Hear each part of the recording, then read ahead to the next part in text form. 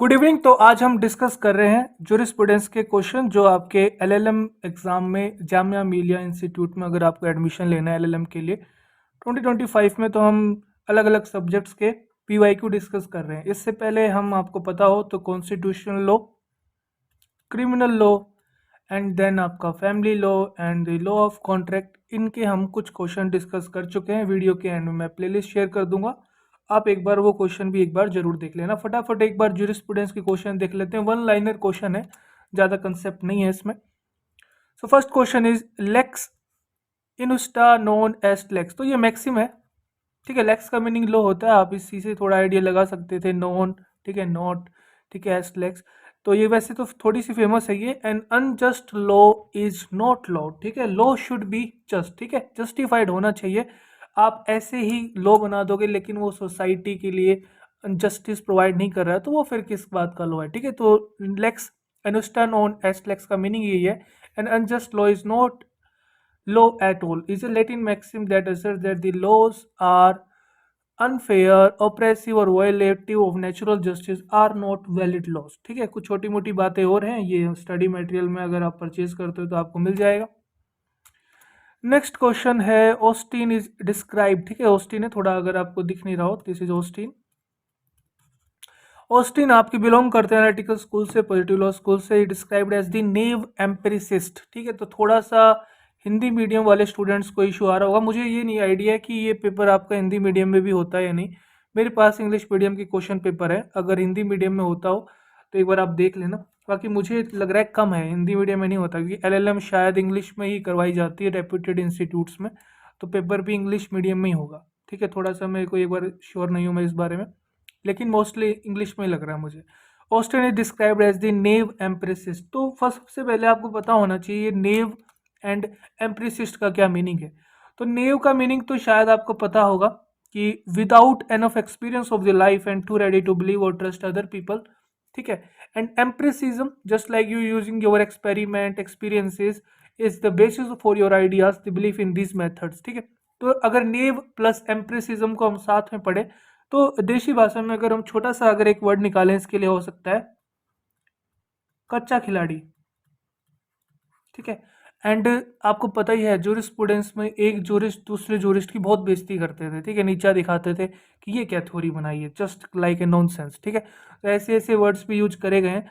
तो आपका एक नेव एम्प्रेसिस्ट वर्ड किसी जूरिस्ट ने ऑस्टिन के लिए डिस्क्राइब किया, क्योंकि ऑस्टिन की जो लॉ ऑफ थ्योरी थी आपको पता होगा, सोवरेन, ठीक है, उसके बाद आपका कमांड, उसके बाद ड्यूटी और सेंक्शन, ये कुछ चार वर्ड्स थे जिनको यूज करके उन्होंने अपनी लॉ ऑफ थ्योरी दी थी।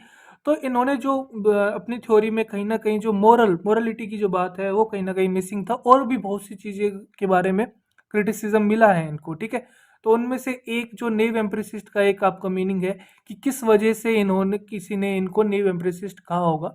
चार रीजन आपको दिए, because he neglects the importance of the morality. चार पांच मेन रीजन है, वो मैं आपको नेक्स्ट अभी स्लाइड पे दिखा दूंगा। उससे पहले हम देख लेते हैं एनाक्रोनिस्ट, एक वर्ड लिखा हुआ है। एनाक्रोनिज्म एक वर्ड होता है, person, A custom, etcetera that seems old fashion, ठीक है, काफी आप पुराने ख्यालों को, and does not belong in the present, तो उसे एनाक्रोनिज्म कंसेप्ट कह सकते हैं या वो मॉडल कह सकते हैं। Pragmatic, dealing with the problems in a practical way rather than by following ideas और प्रिंसिपल। तो यहाँ पे काफी बढ़िया वर्ड होता है प्रैग्मेटिक। एंड अगर ये वर्ड ऑस्टिन के लिए यूज किया जाएगा तो फिर उन्हें नेव एम्प्रेसिस्ट क्यों कहा जाएगा। तो अगर आपको कुछ वर्ड्स के मीनिंग भी पता थे तो उससे भी आप एलिमिनेशन कर सकते थे, लेकिन ये थोड़े से अच्छे वर्ड्स थे ना, इंग्लिश वालों को भी नहीं पता होता, कोई बड़ी बात नहीं है। तो ये कुछ क्रिटिक्स ने इनके लिए वर्ड यूज करें, जिसमें से एक ये है इग्नोरिंग मोरल कंसिडरेशन, ठीक है। तो बाकी आप पोज करके पढ़ सकते हो।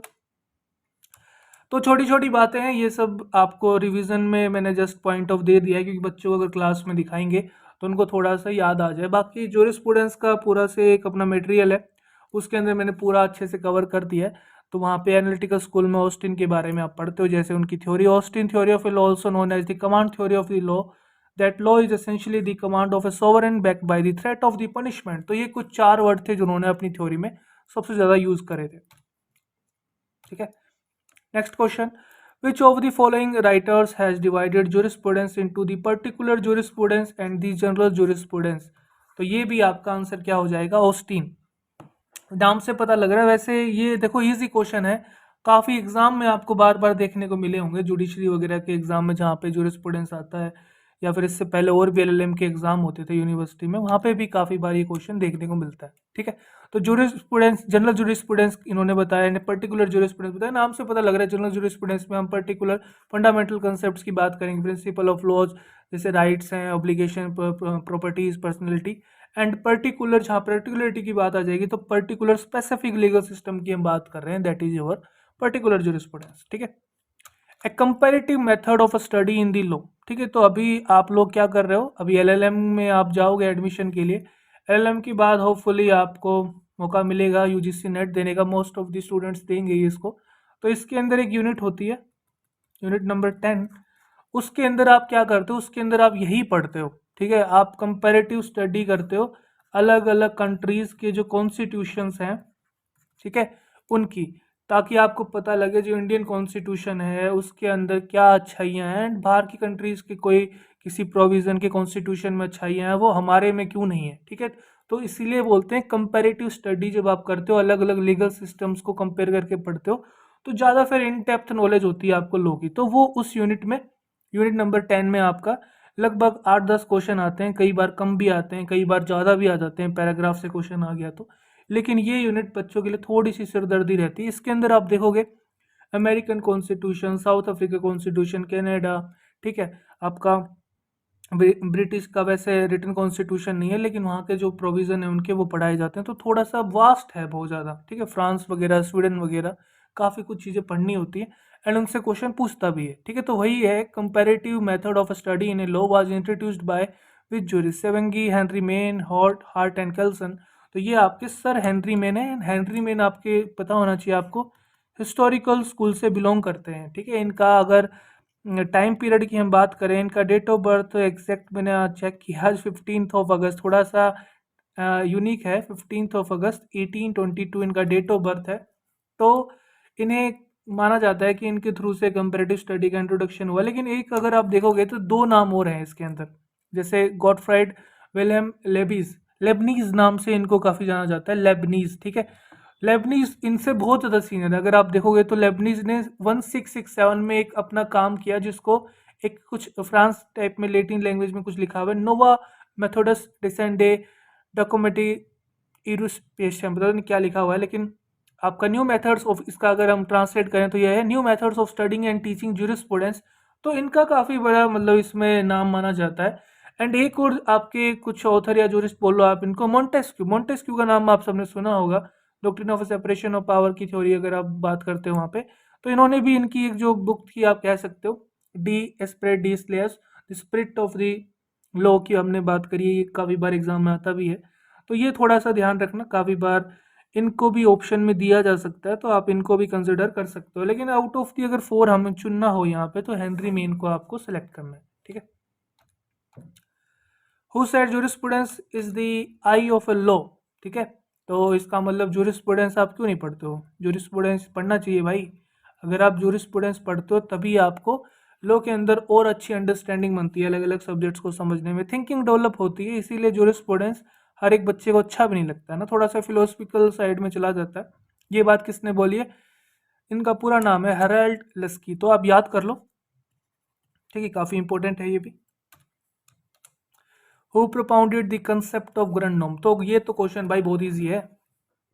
ग्रैंड नॉर्म वही जो कॉन्स्टिट्यूशन की हम बात करते हैं, एंड याद करो जब आपने सेमेस्टर में पढ़ा होगा तो टीचर बार बार ये वर्ड बोलता होगा। मुझे तो भाई यही वर्ड समझ में आया था जब पढ़ा था, क्योंकि शुरुआत में किसको समझ में आता है जूरिस्प्रूडेंस, बाद में ही आप पढ़ते हो, आपको पता चलता है अलग अलग एग्जाम में आ रहा है, इंपॉर्टेंस है इसकी, धीरे धीरे कवर किया जाता है, ठीक है? शुरुआत में तो बहुत कम ऐसे बच्चे होते हैं जो सेमेस्टर के साथ इंटरेस्ट आता हो कि भाई तुम्हें कौन से सब्जेक्ट पसंद है। बहुत कम ऐसे बच्चे होंगे जो बोलेंगे कि भाई हमें तो जूरिस्प्रूडेंस पसंद है, ठीक है? तो वो बच्चे दूर से दिख जाएंगे आपको जिन्हें जूरिस्प्रूडेंस पसंद होता है, ठीक है? तो हैंस केल्सन ने ये वर्ड यूज़ किया है। हैंस केल्सन आपके बिलोंग करते हैं एनालिटिकल स्कूल से ही। इनकी काफ़ी फेमस एक थ्योरी है, प्योर थ्योरी ऑफ लॉ, काफ़ी अच्छे तरीके से याद भी किया जाता है, कप्टी के नाम से आप याद कर सकते हो। केल्सन प्योर थ्योरी ऑफ लॉ काफ़ी बार एग्जाम में आता है, तो केल्सन भी आप पढ़ो, हार्ट पढ़ो, ठीक है, ऑस्टिन पढ़ो, बेंथम पढ़ो, कुछ गिने चुने जूरिस्ट हैं, इन्हीं से बार बार क्वेश्चन आते हैं, ठीक है? तो हम लगभग जितने भी क्वेश्चन हैं आपकी जूरिस्प्रूडेंस की कोशिश करेंगे कि एग्ज़ाम तक डिस्कस करें। बाकी नहीं होते हैं, अगर बैच स्टार्ट होता है तो वहाँ पे तो हो ही जाएंगे डिस्कस, ठीक है। इन दी डार्क एजेस, तो ये वर्ड यूज किया काफ़ी बार आपने मूवीज़ में भी देखा होगा, हॉलीवुड मूवीज़ में भी ये वर्ड यूज किया जाता है।